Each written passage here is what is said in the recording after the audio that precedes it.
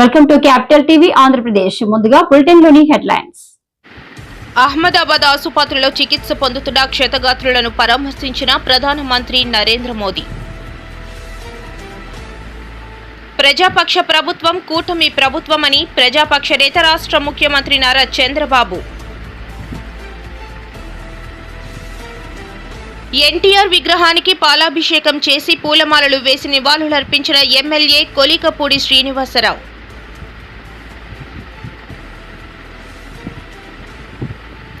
విమాన ప్రమాదంపై సమగ్ర దర్యాప్తు చేయాలని కేఏ పాల్ డిమాండ్.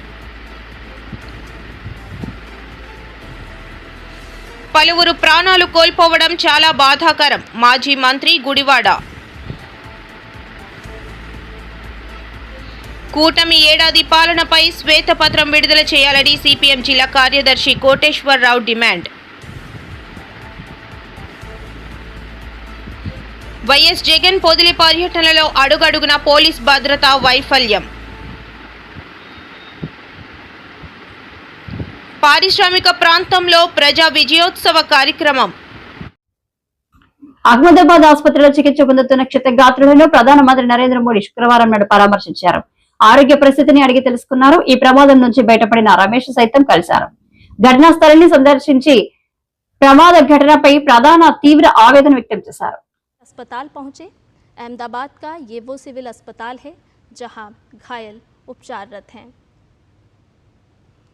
और सुधाकर हमारे साथ लगातार बने हुए हैं। सुधाकर, हमने देखा कि प्रधानमंत्री नरेंद्र मोदी अहमदाबाद पहुंचकर पहले उन्होंने दुर्घटना स्थल का जायजा लिया और उसके बाद प्रधानमंत्री सिविल अस्पताल पहुंचे हैं, घायलों से मुलाकात कर रहे हैं, उनके हालचाल जान रहे हैं, उनके स्वास्थ्य के बारे में जानकारी ले रहे हैं। हाँ बिल्कुल, देखिए हम तस्वीरों में देख सकते हैं कि किस तरह से बहुत करीब जाकर पीएम मोदी एक एक घायल से वो कुशल क्षेम पूछ रहे हैं, जिनकी जान बची है, जिनको इलाज मिल रहा है, उनके कंधे थपथपा कर एक तरह से भरोसा दिलाया है पीएम मोदी ने कि एक तरह से उनका कुशल क्षेम पीएम मोदी ने और डिटेल अकाउंट उनकी तरफ से भी जाना कि जब वो घटना क्रम हुआ तो वो उस वक्त कहाँ मौजूद थे, किस तरह से बाहर निकले, किस तरह से वो रेस्क्यू हो पाए और अस्पताल में उनको किस तरह का इलाज मिल रहा है, तो उसका एक तरह से first hand account PM Modi लेने की कोशिश कर रहे हैं। हमने तस्वीरों में ये भी देखा कि उन्होंने विश्वास रमेश जो एक लोन सर्वाइवर है इस पूरे घटनाक्रम के, और आप कह सकते हैं कि लोन आई विटनेस है, जिन्होंने बिल्कुल करीब से जब विमान ने टेक ऑफ किया और उसके बाद चंद सेकंड के भीतर जब वो हादसा हुआ, निश्चित तौर पर उन्होंने अब पीएम मोदी को जरूर उनके साथ जो चमत्कार हुआ है उसके बारे में जानकारी दी होगी और पीएम उनके साथ एक इंटेंस इंटरेक्शन करते हुए इन तस्वीरों में आपको देख सकते हैं कि पूरी एक सर्वाइवर अकाउंट वो लेते हुए कि किस तरह से घटनाक्रम हुआ, क्या कुछ संभावना थी क्या उसमें, किस तरह से वो बच पाए, किस तरह से वो अस्पताल तक आ पाए और पूरा उनका कुशल क्षेम जानने की कोशिश।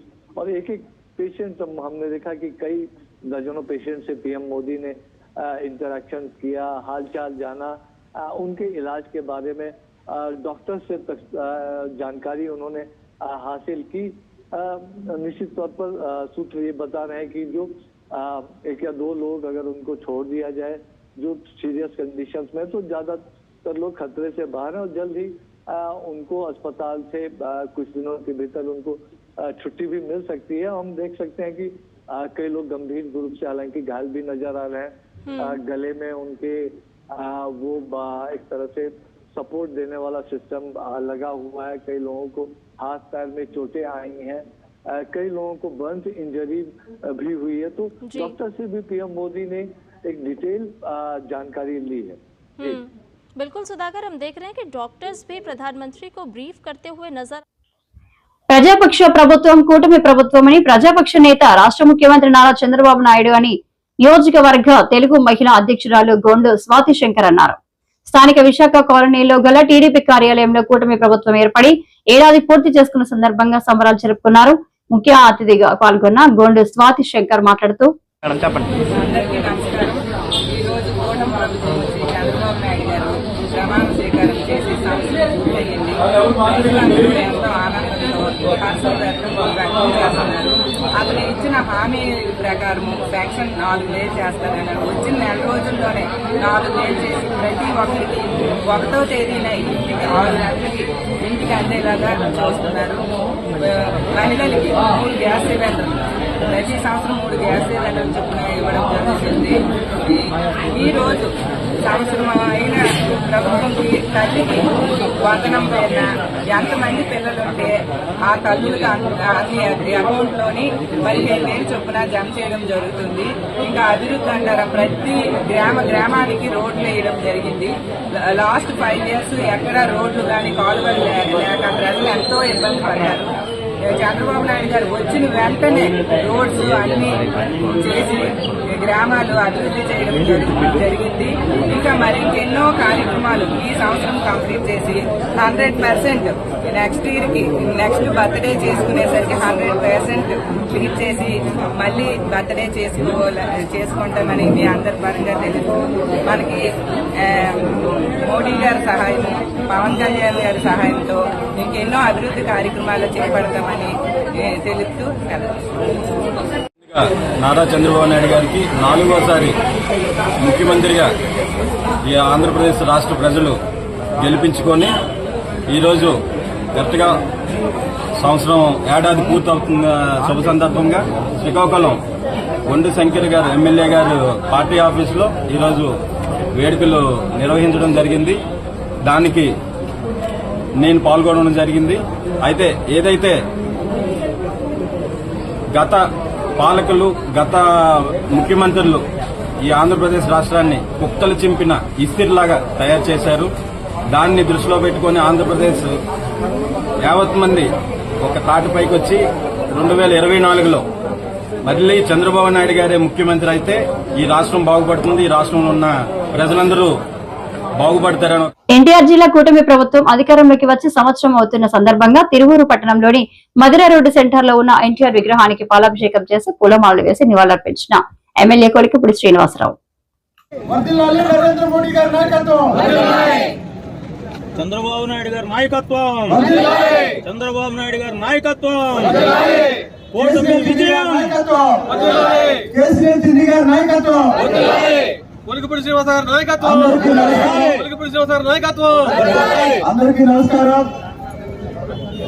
సంవత్సరం క్రితం తిరువూరు ఇచ్చిన తీర్పు కనిపిస్తుందా మార్పు? చెప్పండి. సంవత్సరం క్రితం తిరువూరు ఇచ్చిన తీర్పు కనిపిస్తుందా మార్పు? ప్రతిపక్షానికి అవసరం ఓర్పు.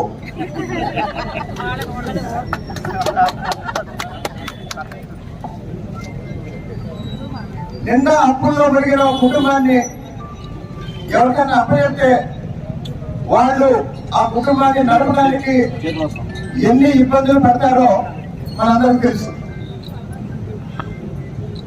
మరి అలాంటిది 10 లక్షల కోట్ల రూపాయలకు పైగా అప్పుల భారంతో అధికారాన్ని చేపట్టిన కూటమి ప్రభుత్వం అగాధంలో నుంచి అభివృద్ధి వైపు రాష్ట్రాన్ని నడిపిస్తూ ఈ 365 రోజుల్లో 365 కన్నా ఎక్కువ మంచి పనులు చేసింది ఈ తిరువూరు పట్టణంలో, తిరువూరు నియోజకవర్గంలో. గుంటలలో తోట పూడ్చుకున్నాం, 23 కోట్ల రూపాయలు పెట్టి సిమెంట్ రోడ్లు వేసుకున్నాం. అలాగే అనేక వందల కోట్ల రూపాయల అభివృద్ధి పనులు త్వరలో రాబోతున్నాయి. కాబట్టి రాష్ట్ర వ్యాప్తంగా అభివృద్ధి మొదలైంది. 5 సంవత్సరాలు జగన్మోహన్ రెడ్డి గారికి ముఖ్యమంత్రి పదవి అప్పచెప్తే ఆయన ఇంట్లో కూర్చొని అప్పుడప్పుడు బయటకు వచ్చి ఒక బటన్ నొక్కి అదే అభివృద్ధి అనుకున్నాడు. కానీ బహుశా ఎన్నికల ఫలితాల తర్వాత ఆయనకు కూడా అర్థమై ఉంటుంది ఆయన 5 ఏళ్లలో ఏం చేయలేదని. మరి ఇప్పుడు ఈ సంవత్సర కాలంలో అన్ని పూర్తి చేసేవాళ్ళు ఏం చెప్పడం లేదు. మొదటి రోజే మొదటి నెలతోనే 4,000 రూపాయలు పెన్షన్ ఇస్తున్నాం. ఈ రోజు మొదటి సంవత్సరం పూర్తి చేసుకుంటున్న సందర్భంగా గుజరాత్ లోని అహ్మదాబాద్ లోని జరిగిన విమాన ప్రమాదంపై సమగ్రత దర్యాప్తు చేయాలని కేఏ పాల్ డిమాండ్ చేశారు. విశాఖ నుంచి ఆయన ఒక వీడియోను విడుదల చేశారు. ప్రమాదంలో కుట్ర కోణం దాగి ఉందా అనే అంశంపై దర్యాప్తు చేపట్టామన్నారు. ఇప్పుడే అహ్మదాబాద్ గుజరాత్ నుండి లండన్ వెళ్ళడానికి ఎయిర్ ఇండియా ఫ్లైట్ 171 టేకాఫ్ చేసిన 9 నిమిషాల్లోనే కూలిపోయింది.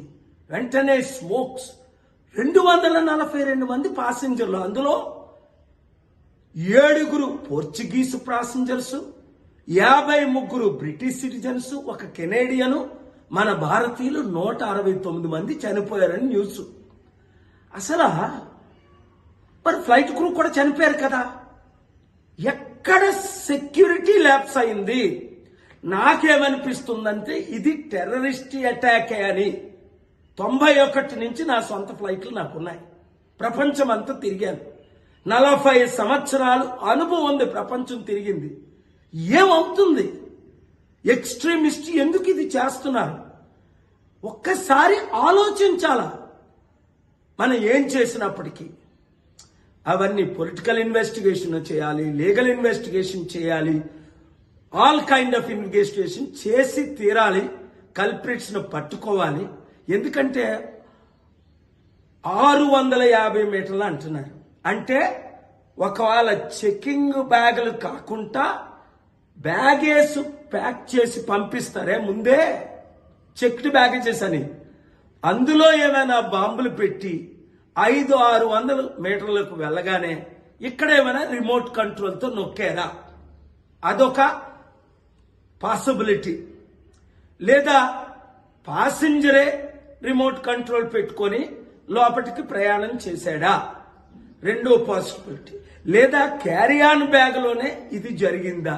మూడో పాసిబిలిటీ.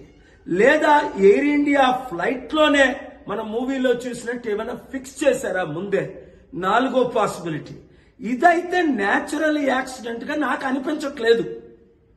నేను ఇన్వెస్టిగేషన్ ఆఫీసర్ కాదు. ఇన్వెస్టిగేట్ ప్రాపర్ గా చేసి న్యాయం చేయకపోతే మన ఎయిర్ ఇండియాయే కాదు, ఇండియన్ ఇమేజ్ ఇది గ్లోబల్ గా ఇంపాక్ట్ అవుతుంది గనక చాలా చెడ్డ పేరు వస్తుంది. మరలా టూరిస్టులు మన దేశానికే రావడానికి వెనకంజ వేస్తారు, తద్వారా లక్షల కోట్లు దేశానికి లాస్. అందుకే నేను ఇచ్చిన సలహాలు తీసుకుంటే ప్రపంచం అంతా తీసుకుంటారు, మన దేశస్తులు తీసుకోరు. ఇవన్నీ జరగకుండా ఉండాలి అంటే ఏం చేయాలో? ప్రపంచంలో నాకున్న అనుభవం ఇంకొకరికి లేదు కదా, నా అనుభవాన్ని ఎందుకు షేర్ చేసుకోకూడదు? గుజరాత్ లో గురువారం జరిగిన ప్రమాదంలో పలువురు ప్రాణాలు కోల్పోవడం చాలా బాధాకరమని మాజీ మంత్రి గుడివాడ అమర్నాథ్ అన్నారు. విశాఖ వైసీపీ కార్యాలయంలో ఆయన మాట్లాడుతూ దిగ్భ్రాంతికి లోనయ్యేటువంటి దానికి గురి చేసినటువంటి విషయం మనందరం కూడా చూసాం. ఈ సమయంలో రాజకీయాలు కానీ ఇతర విషయాలు కానీ మాట్లాడడం సమంజసం కాదన్నటువంటి ఉద్దేశంతో ముందుగా జరిగినటువంటి ఘటనలో ప్రాణాలు కోల్పోయినటువంటి వారికి ఆత్మకు శాంతి కలగాలని, వారి కుటుంబ సభ్యులకి వైఎస్ఆర్ కాంగ్రెస్ పార్టీ తరఫున ప్రగాఢమైనటువంటి సానుభూతిని తెలియజేసుకుంటూ, ఫ్లైట్లో ఉన్నటువంటి ప్యాసింజర్సే కాకుండా అక్కడ ఏదైతే జనావాసాల మధ్య కూలిపోయినటువంటి విమానం ఒక డాక్టర్స్ బాయ్స్ హాస్టల్ మీద కూలిపోవడంతో కొంతమంది మెడికోస్ కూడా చనిపోయారని చెప్పి వార్తలు వస్తూ ఉన్నాయి. దురదృష్టం ఈ రకంగా వారిని వెంటాడింది. మరి ఎంతమంది ప్రాణాలు మరి ఇంకా పూర్తి లెక్కలు ఇంకా రావాల్సినటువంటి పరిస్థితి ఉంది. ఏదేమైనప్పటికీ నాకు తెలిసి దేశ చరిత్రలో ఇటువంటి పెద్దగా ఫ్లైట్ యాక్సిడెంట్ అనేటువంటిది నాకు తెలిసి ఇదే మొదటిదని చెప్పి నేను అనుకుంటా ఉన్నా. ఏదేమైనప్పటికీ ఎలా జరిగింది, ఏం జరిగింది, ఎందుకు జరిగింది, ఇవన్నీ తర్వాత తెలుసుకునేటువంటి పరిస్థితి ఉన్నప్పటికీ జరిగినటువంటి ఘటన మన దేశ ప్రజలందరినీ కూడా దిగ్భ్రాంతికి గురి చేసినటువంటి మాట వాస్తవం. ప్రపంచ దేశాలన్నీ కూడా వారి తీవ్ర సంతాపాన్ని తెలియజేస్తూ ఉన్నాయి. అలాగే వైఎస్ఆర్ కాంగ్రెస్ పార్టీ జగన్మోహన్ రెడ్డి గారి తరపున, అలాగే రాష్ట్ర పార్టీ తరపున, అందరి తరపున కూడా తీవ్రమైనటువంటి సంతాపాన్ని వారి కుటుంబ సభ్యులకు తీవ్ర కూటమి ఏడాది పాలనపై శ్వేతపత్రం విడుదల చేయాలని సిపిఎం జిల్లా కార్యదర్శి కోటేశ్వరరావు డిమాండ్ చేశారు. శుక్రవారం సిపిఎం కార్యాలయంలో ఆయన మాట్లాడారు. ఏడాది పూర్తయింది. సంక్షేమం అభివృద్ధి రెండు కళ్ళుగా మా ప్రభుత్వం పనిచేస్తుందని చెప్పి పెద్ద ఎత్తున ప్రచారార్పణ చేస్తూ ఉన్నారు. జిల్లాలో, అనకాపల్లి జిల్లాలో సంక్షేమం అభివృద్ధి ఏమేమి చేశారనేటువంటి దాన్ని శ్వేతపత్రం విడుదల చేయాలని చెప్పి సిపిఎం పార్టీని మేము డిమాండ్ చేస్తూ ఉన్నాం. అనకాపల్లి జిల్లాలో నేటికి అనేక సమస్యలు పరిష్కారం కాలేదు. నిర్వాసితులకు నష్టపరిహారం చెల్లించలేదు.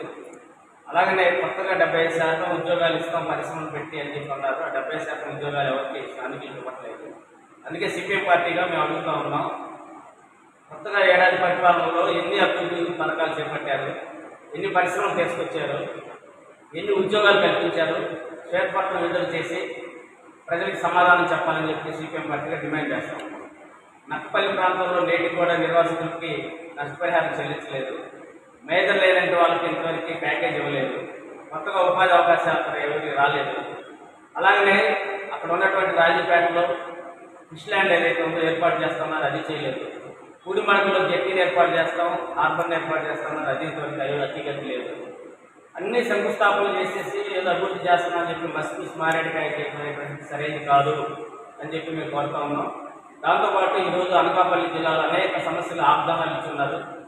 ఆధునికంగా చేస్తాం, షుగర్ ఫ్యాక్టరీలన్నీ, గోవాడ షుగర్ ఫ్యాక్టరీని ఆధునికంగా చేస్తాం, దుంపాల ఏడుకోపని ఫ్యాక్టరీలన్నీ కూడా తెప్పిస్తామని చెప్పి ఎన్నికలకు వాగ్దానం చేశారు.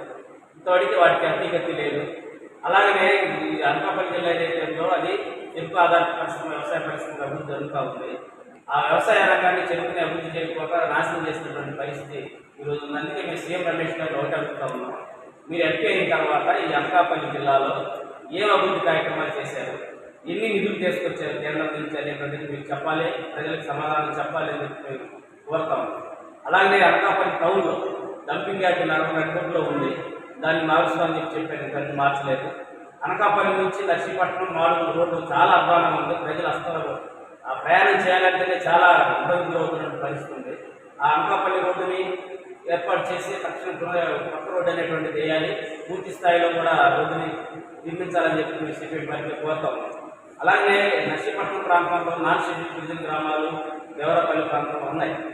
అధికారంలోకి వచ్చిన వెంటనే నాన్ షెడ్యూల్ మాజీ ముఖ్యమంత్రి వైఎస్ఆర్సీపీ అధ్యక్షుడు వైఎస్ జగన్ వదిలి పర్యటనలో అడుగడుగునా పోలీసు భద్రతా వైఫల్యం కనిపించిందని మాజీ ఎమ్మెల్యే కాసు మహేష్ రెడ్డి మండిపడ్డారు. ఆయన మీడియాతో మాట్లాడారు.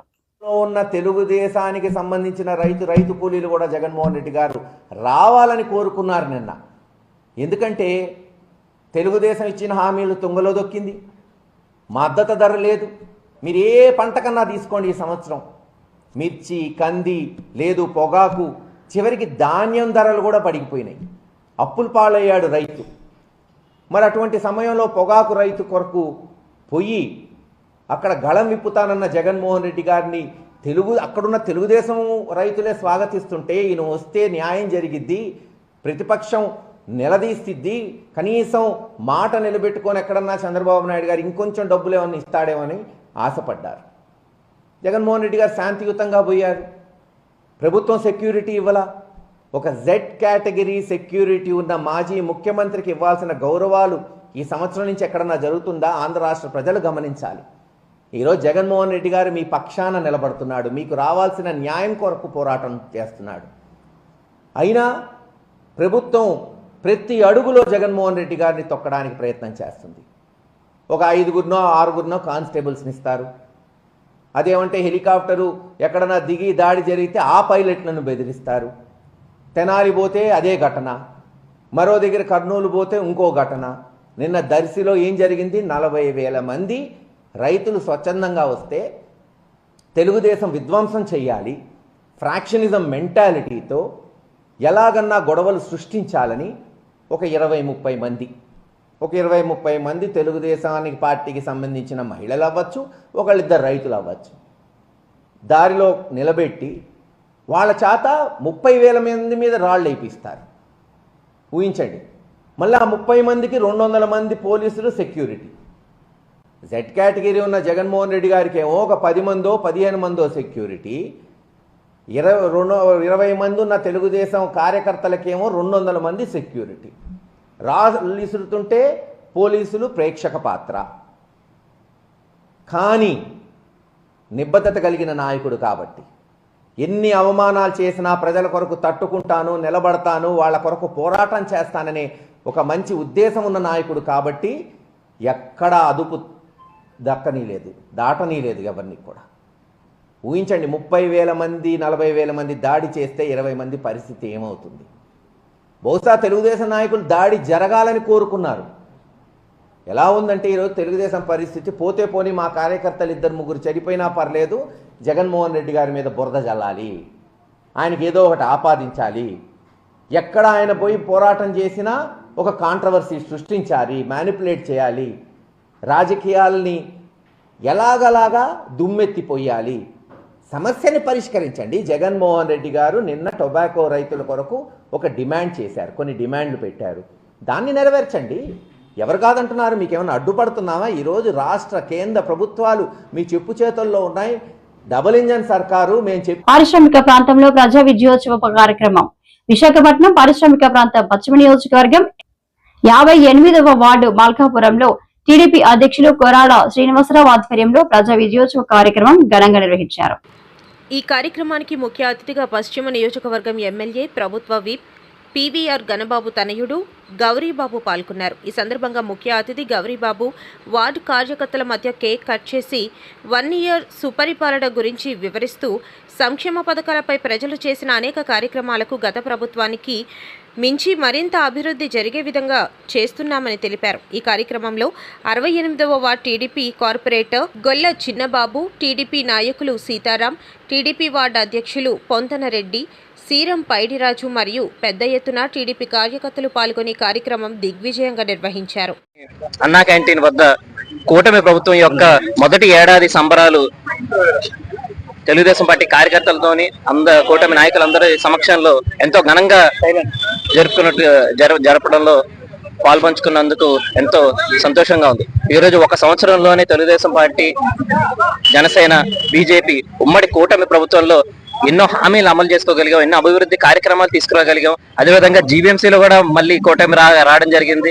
సో ఎంతో కాలంగా మన నగరంలో వేసినటువంటి సమస్యలను తీర్చుకోవడం కానివ్వండి, కొత్త సంక్షేమ పథకాలు తీసుకురావడంలో కానివ్వండి, లేదంటే కొత్త పెట్టుబడులు మన రాష్ట్రానికి రావడంలో కానివ్వండి, లేదంటే ఏదైతే అవినీతి పథకాలు ముందున్నాయో, లేదంటే దుర్మార్గాలు ముందున్నాయో, ఏదైతే బూతుల రాజ్యం వెళ్ళిందో వాటన్నిటినీ కూడా పారద్రోలి ఒక మంచి సుపరిపాలన అందించే విధంగా ఎన్డీఏ కూటమి మొదటి సంవత్సరం దిగ్విజయంగా పూర్తి చేసుకున్నందుకు, అందరితో కలిసి ఈ సంబరాల్లో పాల్గొన్నందుకు ఎంతో సంతోషంగా ఉంది. రానున్న 4 సంవత్సరాలు కూడా ఇంతే దిగ్విజయంగా పూర్తి చేసుకుంటుందని చెప్పేసి ఆశిస్తున్నాను. Thank you. అందరికీ నమస్కారం.